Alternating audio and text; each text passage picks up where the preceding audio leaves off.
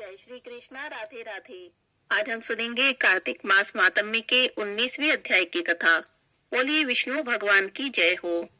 राजा प्रथु नारद जी से पूछते हैं, हे नारद जी, अब आप कहिए कि भगवान विष्णु ने जलंधर नगर में जाकर क्या किया और जलंधर की पत्नी का पतिव्रत किस तरह से भ्रष्ट हुआ।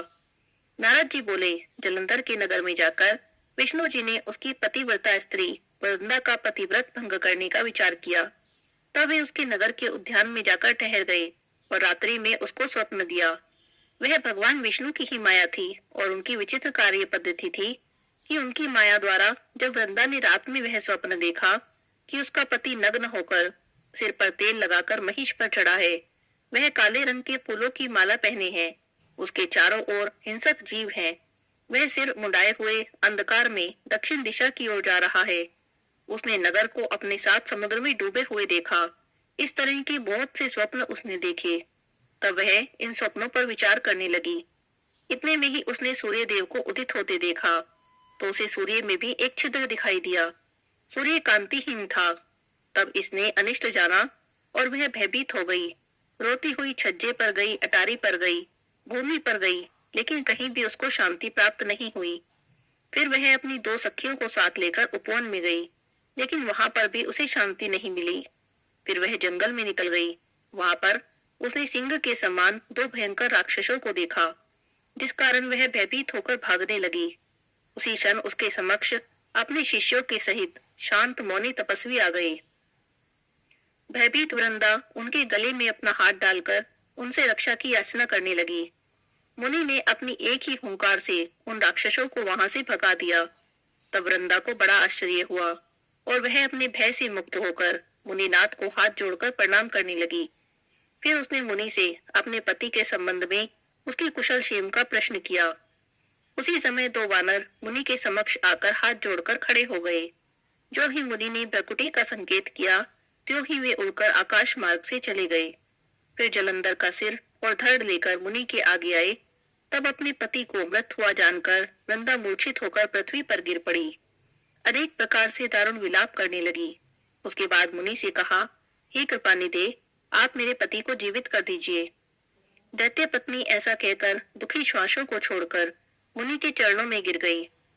तब मुनि ने कहा, यह शिवजी के द्वारा युद्ध में मारा गया है, अब जीवित नहीं हो सकता, क्योंकि जिसे भगवान शिव मार देते हैं वह कभी जीवित नहीं हो सकता।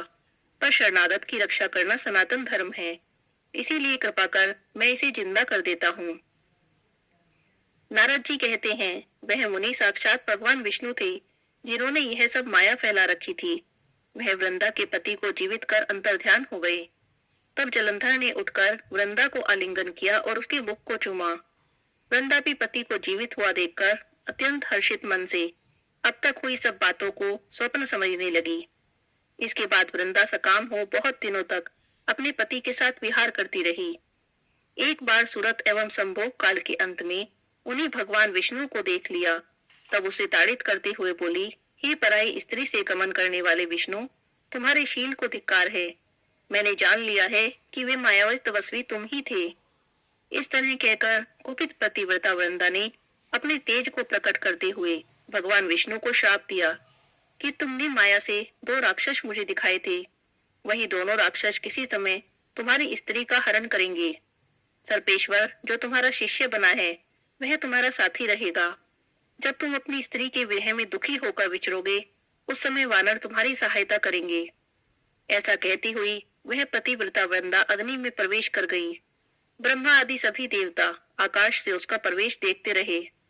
वृंदा के शरीर का तेज पार्वती जी के शरीर में चला गया। पतिव्रत के प्रभाव से वृंदा ने मुक्ति प्राप्त की। यहाँ पर कार्तिक मास कथा का 19वां अध्याय समाप्त होता है।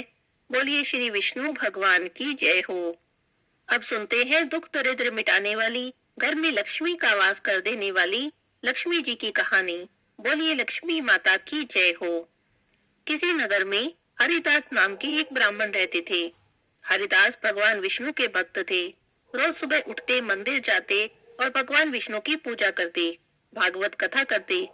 एक दिन की बात है, हरिदास ब्राह्मण सुबह सवेरे पूजा करके अपने घर की तरफ आ रहे थे। तब रास्ते में लक्ष्मी जी और उनकी बहन लक्ष्मी की नजर उन ब्राह्मण पर पड़ी। लक्ष्मी जी अपनी बहन से कहती हैं कि देखो, मैं अब इस ब्राह्मण के जीवन में प्रवेश करने जा रही हूँ। मेरे प्रवेश करते ही इसके जीवन से निकल जाना। ये बेचारा बहुत गरीब है, भगवान विष्णु की बहुत पूजा करता है, इसीलिए मैं इसकी सहायता करना चाहती हूँ। यह सब बातें सुनकर तो ए लक्ष्मी को बड़ा क्रोध आया और कहने लगी कि नहीं, मैं ऐसा नहीं होने दूंगी। तब दोनों बहनों लक्ष्मी और ए लक्ष्मी में तय हुआ कि दोनों अपना अपना प्रभाव दिखाएंगे। जिसका प्रभाव ज्यादा होगा, जो श्रेष्ठ होगी, वही हरिदास के जीवन में रह जाएगी। हरिदास जी हरि कीर्तन करते हुए जा रहे थे। पहले लक्ष्मी जी ने उन पर अपना प्रभाव दिखाया और हरिदास जी के रास्ते में सोने की मोहरों से भरा हुआ एक बांस रख दिया। हरिदास जी की नजर उस बांस पर गई। उन्होंने बांस उठा लिया और सोचा, इसे अपने घर ले चलता हूँ, किसी काम ही आ जाएगा। बांस को लेकर वह अपने घर की तरफ चल दिए। अभी थोड़ी ही दूर पहुंचे थे कि रास्ते में एक लड़का उन्हें मिला। ब्राह्मण जी के हाथ में बांस को देखकर लड़का कहने लगा, पंडित जी, मुझे मेरी चारपाई के लिए एक ऐसा ही बांस चाहिए था। बहुत अच्छा लग रहा है देखने में। आपने कहाँ से खरीदा मुझे बता दो, मैं भी ले आऊंगा। लड़के की बातें सुनकर हरिदास जी बोले, बेटे, मैंने इसे नहीं खरीदा है, मुझे तो रास्ते में पड़ा मिला है। यदि तुम्हें इसकी जरूरत है तो तुम ले जाओ। लड़का कहने लगा, ऐसे नहीं लूंगा, आप ये 1 रुपया मुझसे ले लो और बांस मुझे दे दो। हरिदास जी तो खुश हो गए। उन्होंने 1 रुपया लिया और लड़के को बांस दे दिया और उस रुपये को अपनी पूजा की थाली में रख लिया। अपने घर की तरफ आगे बढ़े तो लक्ष्मी जी और ए लक्ष्मी दोनों यह लीला खड़ी देख रही थी। ए लक्ष्मी कहने लगी, देखो लक्ष्मी, तुम्हारी इतनी सारी मोहरे मात्र 1 रुपये में बिक गई। अब मेरे प्रभाव देखो, मेरे प्रभाव से तो यह 1 रुपया भी तुम्हारे भक्त के पास नहीं टिकेगा। अभी हरिदास जी कुछ दूर आगे ही चले थे कि तालाब के किनारे उन्हें बड़े सुंदर सुंदर फूल दिखाई दिए। उन्होंने सोचा, फूल तोड़ लेता हूँ, भगवान की पूजा में काम आएंगे। फूल तोड़ने के लिए पूजा की थाली एक तरफ रख दी। हरिदास जी फूल तोड़ने लगे। तभी खेलते खेलते एक बालक वहां पर आया। उसने थाली में रुपया रखा देखा, उसे लालच आ गया। उसने रुपया उठाया और वहां से भाग गया। हरिदास जी को तो इस बात का पता भी नहीं चला। फूल तोड़कर आगे जाने लगे तो उन्हें वह लड़का जिसे उन्होंने अपना बांस दिया था आता हुआ दिखाई दिया। आकर वह हरिदास जी से कहने लगा, पंडित जी, यह बांस आप वापस ले लो, मेरी चारपाई में पूरा नहीं आया है, मेरा रुपया मुझे वापस कर दो। हरिदास जी ने बांस तो ले लिया, लेकिन रुपया वापस करने के लिए जैसे ही वो थाली में ढूंढने लगे तो देखा थाली में रुपया है ही नहीं, क्योंकि हरिदास जी को तो पता ही नहीं था कि रुपया चोरी हो गया है। तब वह कहने लगे कि मुझे नहीं पता तुम्हारा वह रुपया कहाँ चला गया, लगता है कहीं गिर गया है। मेरे साथ मेरे घर चलो, मैं तुम्हें वहां से रुपया दे दूंगा। इस समय तो मेरे पास रुपया नहीं है। तब वह लड़का बोला, कोई बात नहीं, मैं शाम को आपके घर आ जाऊंगा और रुपया लेकर चला जाऊंगा। ऐसा कहकर वह लड़का चला गया और मोहरों से भरा हुआ बांस फिर से हरिदास जी के पास आ गया। यह देखकर लक्ष्मी जी मुस्कुराने लगी। यह देखकर ए लक्ष्मी को बड़ा क्रोध आया और वह लक्ष्मी जी से कहने लगी, ज्यादा मुस्कुराने की जरूरत नहीं है, अभी आगे देखो मैं क्या करती हूँ। हरिदास जी आगे चले। तभी एक चरवाहा उन्हें रास्ते में मिला और कहने लगा कि ब्राह्मण देव, मेरा बेटा आपकी थाली से रुपया उठाकर ले गया था, इसे वापस ले लो और उसे क्षमा कर दो। ऐसा कहकर उसने हरिदास को वह रुपया भी लौटा दिया। रुपया पाकर हरिदास जी फिर उस लड़के के पास गए जिसके पास से उन्होंने बांस लिया था। रुपया लौटाकर अपने घर की तरफ जाने लगे। अब हरिदास जी के एक हाथ में पूजा की थाली और दूसरे हाथ में मोहरों से भरा हुआ बांस था। लक्ष्मी जी का प्रभाव ज्यादा होते देखकर ए लक्ष्मी तो मारे क्रोध के जल भुन गई। तब ए लक्ष्मी ने एक सांप का रूप धारण कर लिया और ब्राह्मण देवता की तरफ आने लगी। ब्राह्मण देवता सांप को आता देखकर डर गए और भागने लगे, पर सांप बनी ए लक्ष्मी ने हरिदास जी का पीछा नहीं छोड़ा। तब उन्होंने अपनी रक्षा में अपने हाथ में पकड़े बांस को जोर से जो सांप पर मारा तो बांस के 2 टुकड़े हो गए। बांस के टूटते ही उसके अंदर भरी सारी मोहरें धरती पर गिर गई। इतनी सारी सोने की मोहरें देखकर तो हरिदास जी की आंखें फटी की फटी रह गई। सांप बांस की चोट से घायल हुआ और झाड़ियों में छिप गया। तब हरिदास जी ने भगवान विष्णु और माता लक्ष्मी का बहुत धन्यवाद किया और बहुत जय जयकार की। उधर ए लक्ष्मी घायल अवस्था में माता लक्ष्मी जी के पास जाती है। तब माता लक्ष्मी जी कहती है कि देखा आपने, मेरा ही प्रभाव ज्यादा था, इसीलिए अब मैं हरिदास जी के जीवन में रहूंगी और तुम्हें हरिदास जी के घर से निकल जाना होगा। तब माता लक्ष्मी ए लक्ष्मी को समझाती है कि देखो, प्रसन्नता किसी को कुछ देने से प्राप्त होती है, छीनने से नहीं। जब तुमने ब्राह्मण के जीवन में प्रवेश किया वह उदास था, लेकिन मुझे पाते ही उसके चेहरे पर प्रसन्नता आ गई और वह मेरी जय जयकार करने लगा। अब तो ए लक्ष्मी को भी सारी बातें समझ में आ गई थी। हे लक्ष्मी माता, जैसे आपने हरिदास पर अपनी कृपा की, वैसे ही सब पर अपनी कृपा बनाए रखना, सबके घर में खूब धन संपत्ति देना। बोलिए लक्ष्मी माता की जय हो। अब मैं आपको सुनाती हूँ कार्तिक मास में सुनी जाने वाली ब्राह्मण ब्राह्मणी की कहानी। किसी गांव में एक ब्राह्मण ब्राह्मणी रहते थे। उनका कार्तिक नहाने का नियम था। कार्तिक का महीना आने पर 7 कोस चलकर गंगा जमुना नहाने जाते थे। आते जाते ब्राह्मणी बहुत थक जाती थी।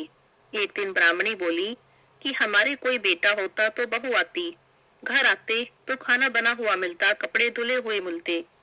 तो ब्राह्मण कहने लगा, ये तूने बड़ी बात कही, ला मैं तेरे लिए बहू ला देता हूँ। एक पोटली में थोड़े से चने बांध दे और उसमें थोड़ी सी मोहर अशर्फी डाल दे। ब्राह्मणी ने पोटली बांध कर दे दी। ब्राह्मण पोटली लेकर चल दिया। थोड़ी दूर जमुना जी के किनारे लड़कियां खेल रही थी, मिट्टी के घर बनाती थी और तोड़ती थी। लेकिन उनमें से एक लड़की बोली कि मैं तो अपना घर नहीं बिगाड़ती, मुझे तो घर रहने को चाहिएगा। ब्राह्मण को तो वही लड़की मन को भा गई।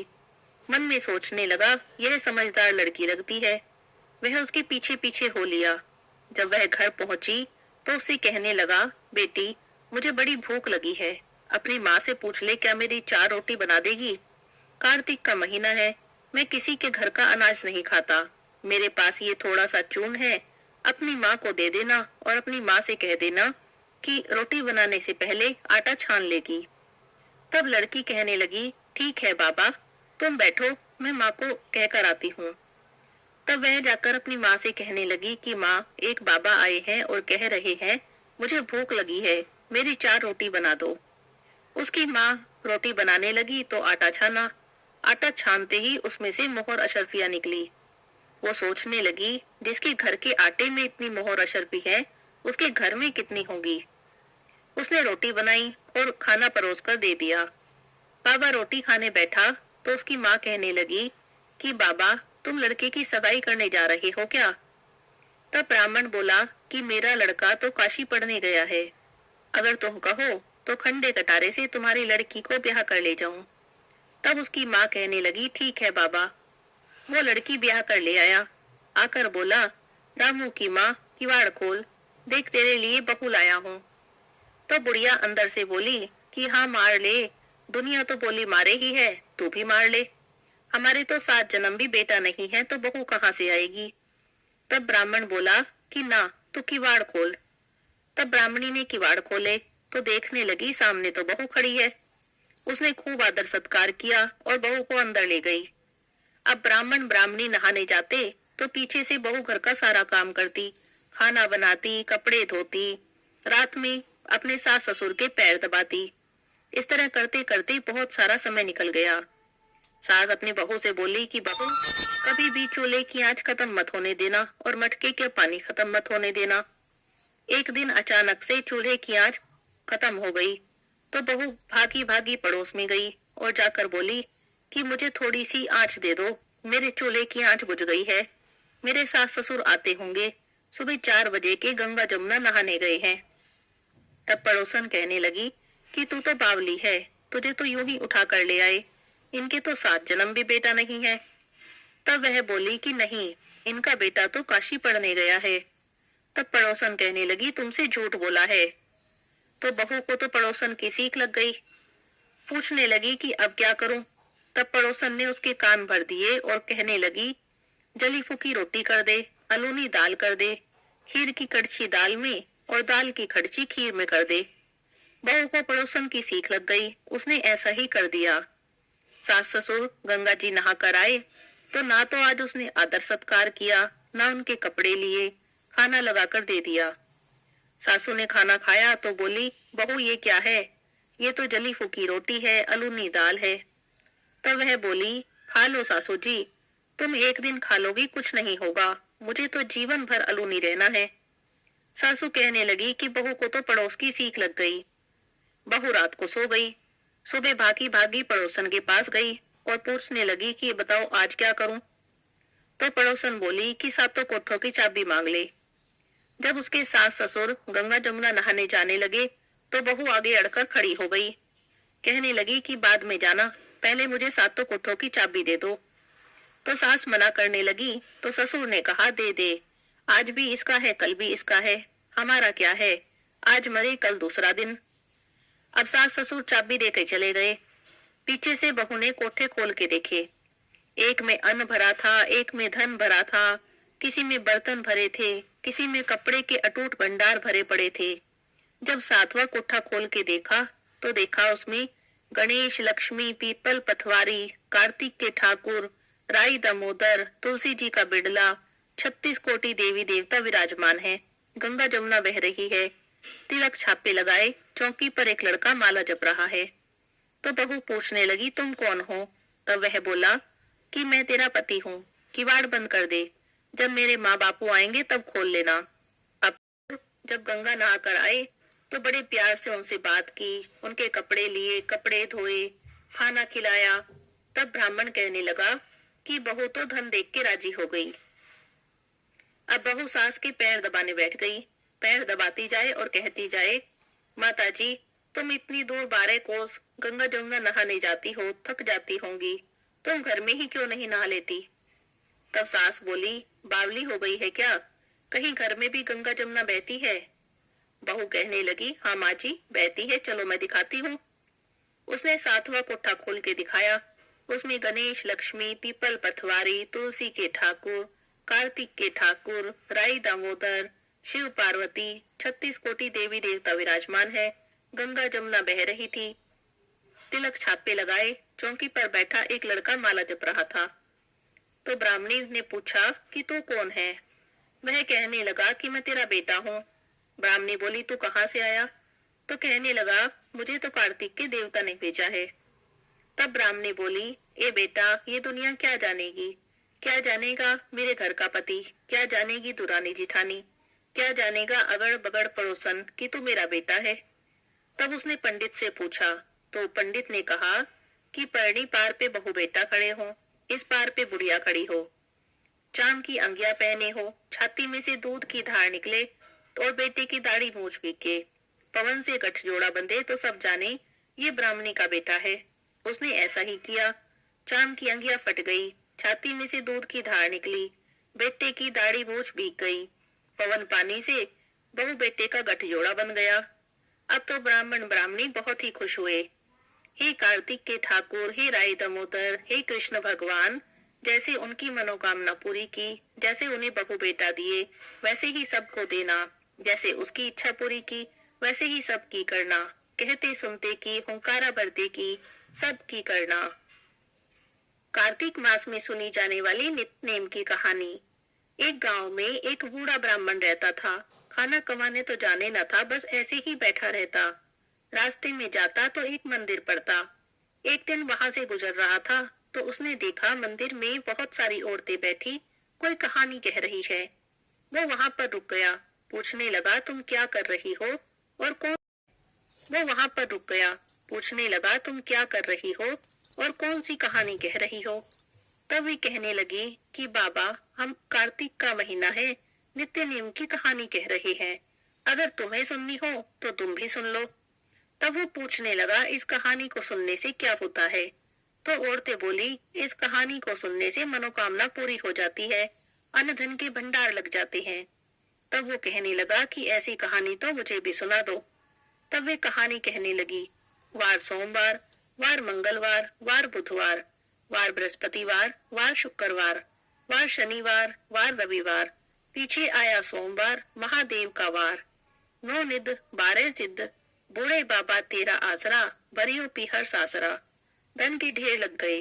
बाबा तेरे भाग का हुआ है, मेरे भाग का होगा। कहानी सुनकर घर चला गया। घर जाकर ब्राह्मणी ने पूछा, क्या कुछ कमा के लाए? तो ब्राह्मण बोला, हाँ, बहुत कुछ कमा के लाया।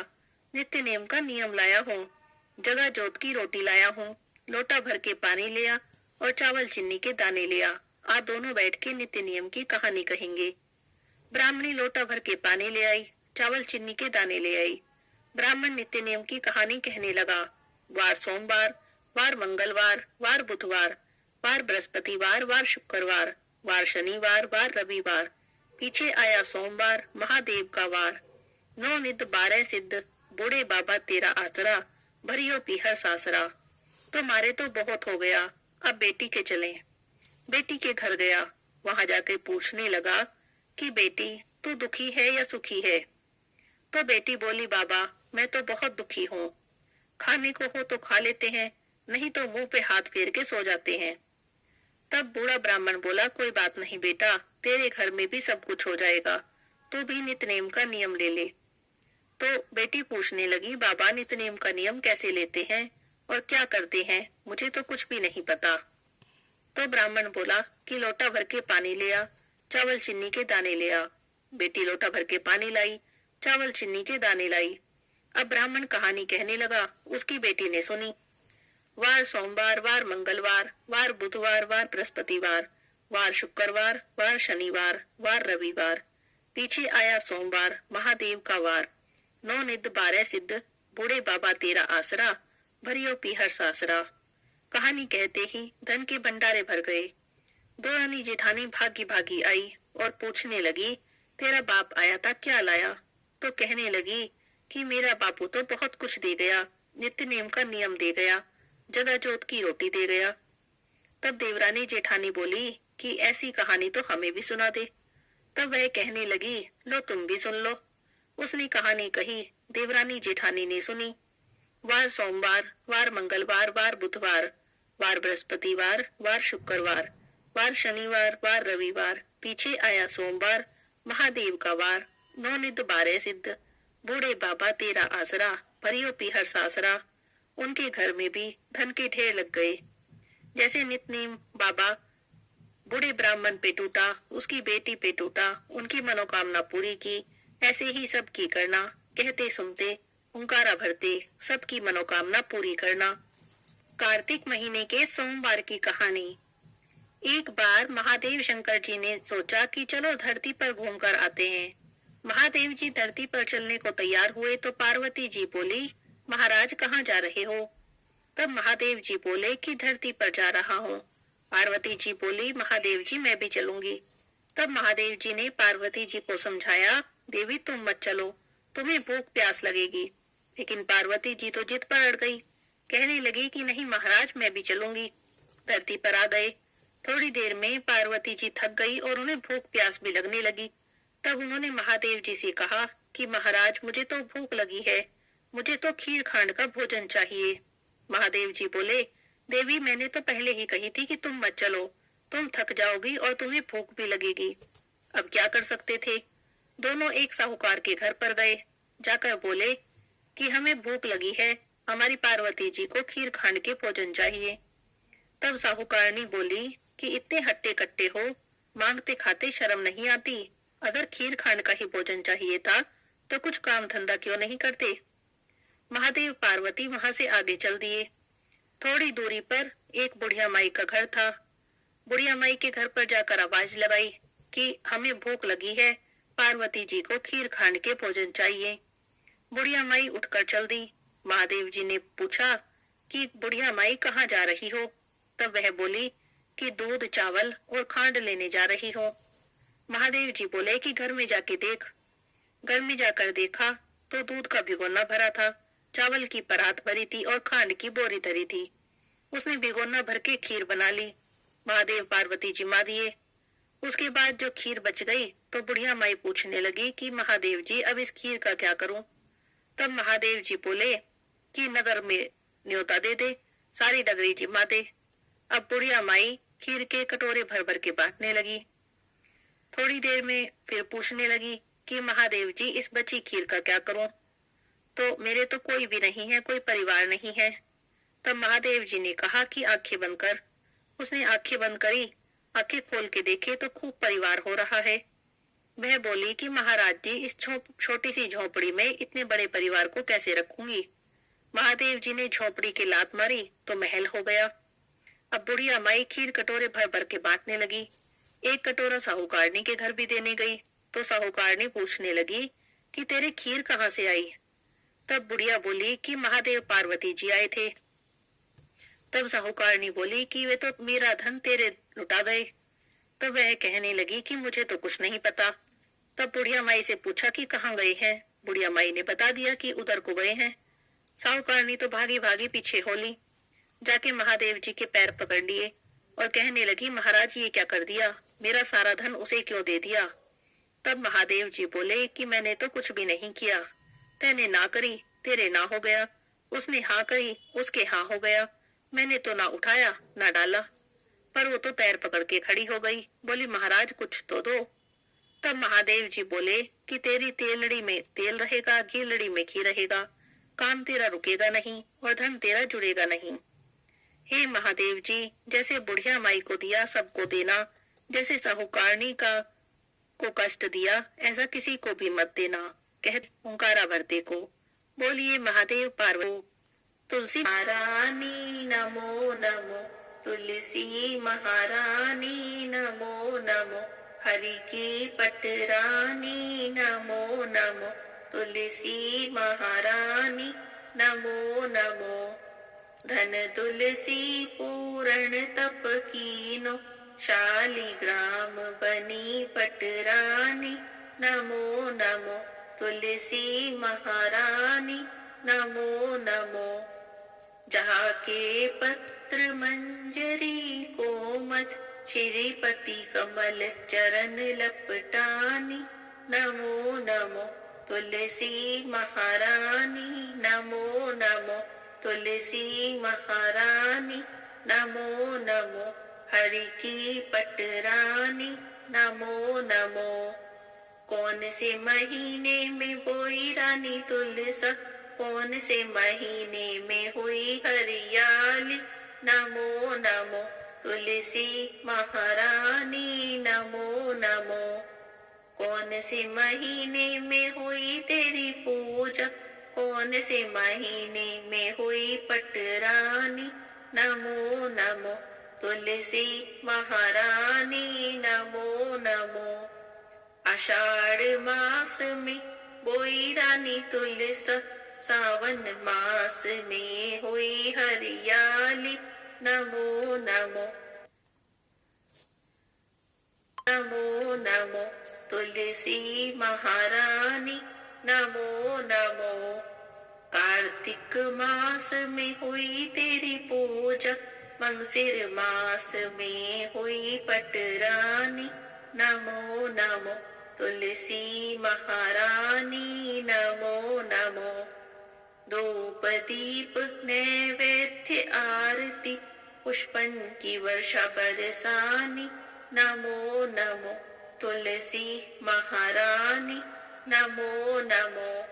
56 भोग 36 व्यंजन, बिन तुलसी हरि एक न मानी नमो नमो, तुलसी महारानी नमो नमो। जो कोई तुलसा जी को सवेरे गाय, श्री कृष्ण के दर्शन पाए नमो नमो, तुलसी महारानी नमो नमो। जो कोई तुलसी जी को दोपहर को गाए, खीर खांड के भोग लगाए नमो नमो, तुलसी महारानी नमो नमो। जो कोई तुलसी माँ को शाम को गाए, श्री कृष्ण जी की आरती उतारे नमो नमो, तुलसी महारानी नमो नमो।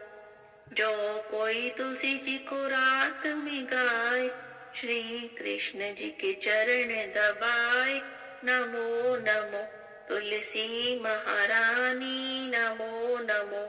सभी सखी मैया तेरो यश गावे, भक्ति दान दीजो महारानी नमो नमो तुलसी महारानी नमो नमो हरि की पटरानी नमो नमो तुलसी महारानी नमो नमो। बोलिए तुलसी माता की जय हो, विष्णु भगवान की जय हो, लक्ष्मी माता की जय हो।